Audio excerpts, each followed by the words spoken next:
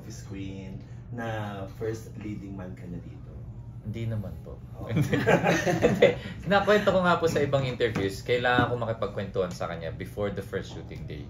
Para ma-neutralize yung tension, yung kaba, yung intimidation. I have to get to know her. I have to be friends with her. So, that's what I did. And I think we're friends. Super. Super. Pero yung first scene yun, nagsampal. Break agad yung ice na. Wala na ilangan yun talaga. Alam mo, malakas ako manampal. Naalala ko may leading man ako dati, sinampal ko. Pagkasampal ko, hindi na niya ako kinausap. Wala, nagalit. Hindi, kasi parang kailangan yung mag-ano. Tapos sabi ko, uy, sorry. Oo, sabi ko, sorry, hindi ako marunong ng cinema na sampal. Oo, hidaya. May cinema sampal pala. Ako talagang tinodo-todo ko sampal-sampal talaga. Pero ako gusto ko yun. Tinotoo mo. Oh, nasampal ba kita ng totoo? Natotoo ba yun sa Ako inyo? gusto ko, pinapalakasan ko pa nga yun sa'yo eh. Hindi nga. Gusto ko, kasi gusto ko yung mukha talaga ako nasaktan. Nakakatawa kasi pag todo, di ba? Tapos gagawin mo comedy. Yung maalog talaga yung ulo.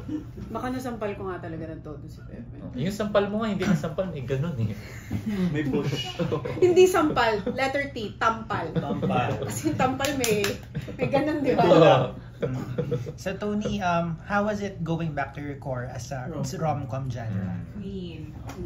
Hindi, ang saya talaga mag-romcom. Kasi as a person, as a viewer, a movie goer, ever since ang pinapanood ko lang romcom.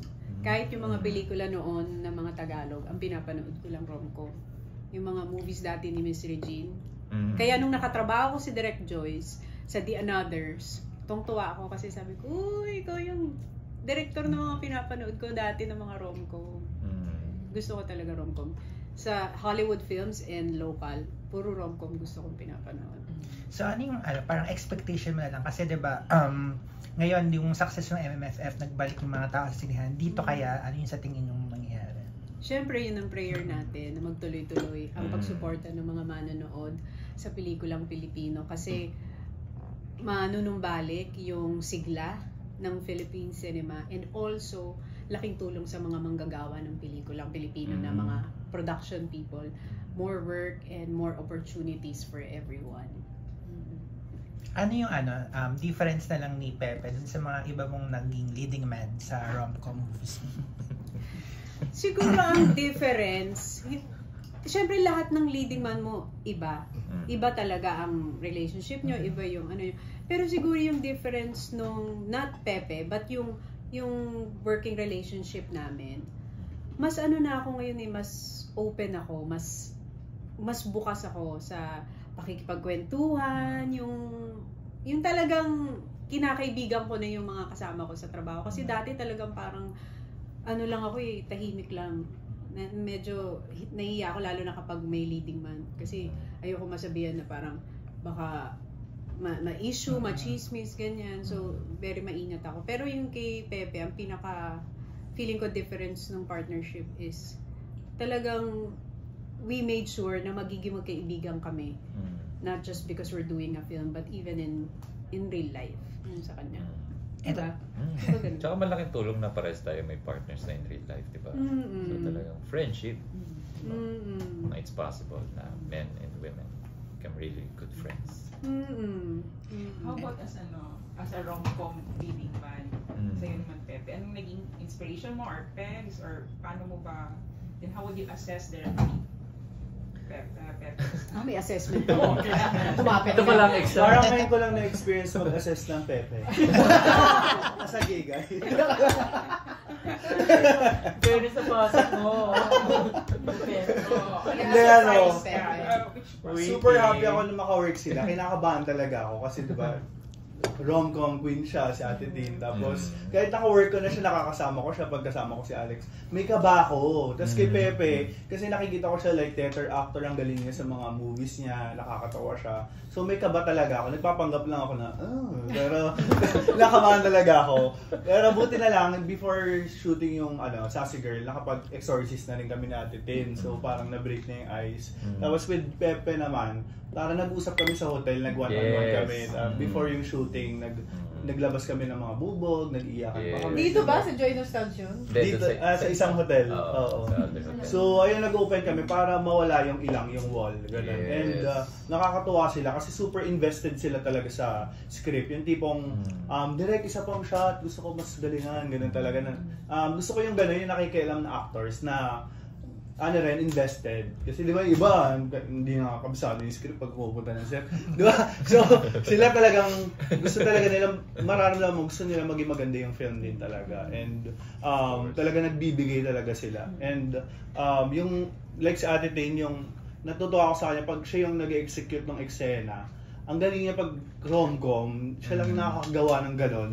Tapos with Pepe, may iyak ka talaga, maaawa ka kay Pepe, na parang, sobrang nakakaawa siya. Minsan nagtatawanan kami natin din na taga-ano lang siya rito, tay-tay, tapos yung isang lalaki sobrang Englishero. Parang nakakaawa yung character niya, nadala niya talaga. May scene kami sa MRT na talagang umiyak siya talaga, nag-breakdown siya, binigay ko yung moment, niroll ko lang yung camera. Sabi ko, umiyak ka lang dyan, ganun. So, ayun, si Pepe. So, super happy ako. Nakakaawa siya sa pelikula. Nakakaawa. Kasi yung original, di ba, parang tanga. Parang sama ng babae dun sa guy. Mawawa ka talaga kay Pepe. Kasi di ba parang Tony, yung karakter ng babae, di ba nananakit? Yes. In-adjust namin kasi parang ngayon ha. Yes, oo. Kasi sinabi ko na parang medyo nung pinanood, ang sakit naman. Hindi na siya kakakilig, masakit na siya in the physical level. So binawasan naman namin yung mga super sampal na gano'n. Pero meron pa din. Pero in-adjust namin kasi nga yun, nabanggit mo na iba na yung generation ngayon, diba? Marami ng ngayon. Sensitive, oo. Tony, anong reaction mo dun sa title na Rom-Com Queen? At nagbabalik ang Rom-Com Queen? Tingin ko madami naman kami. Madami magagaling sa rom-com. Oo. Ako, feeling ko, madami, lalo na mga bata ngayon, ang daming magagaling din. So, it's not something na inaako mo lang by yourself dahil feeling mo marami kayong deserving sa title na yun. Pero ikaw mismo, napa-flatter ka ba? Na-intimidate ka? Pag ganun yung naririnig mo? Hindi mo siya masyadong it's not something you wanna wear. Kasi if you wear it too much, parang it becomes pagkakaroon ng entitlement, parang feeling mo ganun ka na. So, kakaroon ka ng limitation, no? Oo, parang it's something you wanna share. It's not something you wanna wear. Ay, ganda yan. Diba? Ititip ko yan. Share na lang natin sa lahat. Pero very thankful, very grateful. But I also believe na maraming magagaling din sa generation ngayon. Nung unang lumabas yung mga stills ng May Sassy Girl, way back 2021 pa yun. Ang dami nag-react kagad dun tungkol sa age difference. Yeah. Anong una nyong reaction nun? At saka may mga in-adjust ba kayo nung narinig nyo yung mga unang reactions about the stills? Age difference? Parang may in-adjust tayo. May in-adjust, no? Kasi parang doon sa original, they're college, diba? Dito parang they're working na, ganyan. Pianist teacher, caregiver, gano'n. So, in-adjust naman namin. Pero, I think... Pang 20s. Yes, oo. Wala namang parang masyadong kinalaman yung age dun sa kwento. Parang, kahit ibahin mo siya, makukuha mo pa rin yung core ng film. So, ang mahalaga naman dun yung pinaka-core niya, hindi naman yung sa age or sa trabaho. Anong masasabi niyo dun sa mga nagre-react kagad kahit hindi pa nila napapanood yung movie? Wala. It's really the age of opinions eh.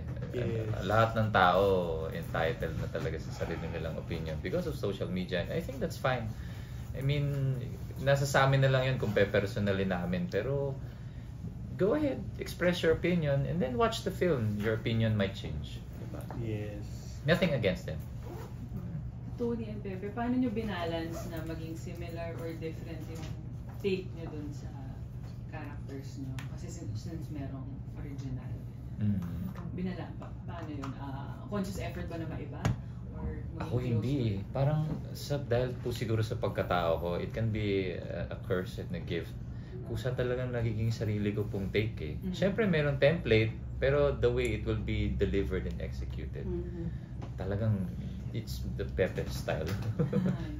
So, of course, faithful tayo sa original. At saka nandiyan naman si Direct Fifth. I put my complete trust kay Direct. No, thank you. I think it helps when you have full trust in your director and you trust your co-actor. Exactly. Parang nagiging safe environment siya for us to play our roles na kung paano siya expected dun sa script. And ito lagi kong sinishare to, siguro kahit papano for me, medyo easier yung pagpunta dun sa characters because most of my films na nagawa before, laging si Sassy Girl yung peg. Laging yun ang sinasabi sa akin even before pa ng mga directors ko. Parang si Sassy Girl. Hindi pa ako familiar nung time na yun sino si Sassy Girl when I was doing rom-coms in 2005. Doon ko pa lang siya napanood. Sabi ko, ito pala yun. Siya pala yung peg sa characters ko. Laging sinasabi yun, parang si Sassy Girl. Sabi ko, ano yung Sassy Girl? So, nung napanood ko siya, ito pala.